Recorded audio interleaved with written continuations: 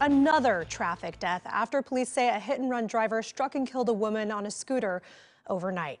They say it happened at Northeast Sandy Boulevard and 149th Avenue. The death comes within weeks of two other pedestrian deaths in Northeast Portland. KOIN 6's Jennifer Dowling is digging deeper tonight into this latest crash. So, grim milestone for us here in Portland. It does, Liz. Portland police say that this latest scooter crash marks a 100% increase in traffic fatalities year to date in Portland. They say 2021 is on track to be a record year for all the wrong reasons. Paint markings and used noon following a deadly crash that killed a woman riding a scooter sometime after midnight. They made contact with a person that was in a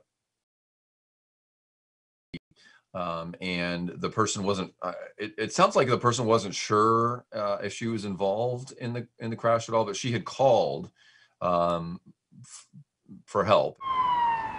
Officers say evidence shows that the driver who first called them may have come upon the victim after the initial crash, so the search continues for another driver and vehicle.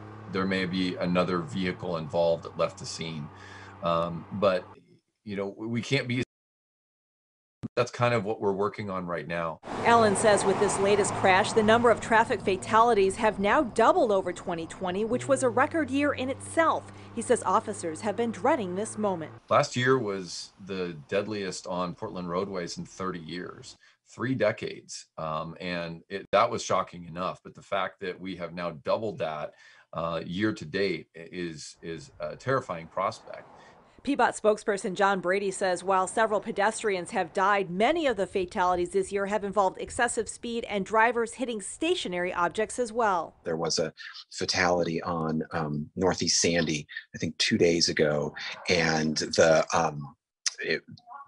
driver was probably going in excess of 80 miles an hour. And some areas of the city are impacted more than others. East Portland is more dangerous, that the likelihood of being in a fatal crash is higher for residents of East Portland than it is for the rest of the city.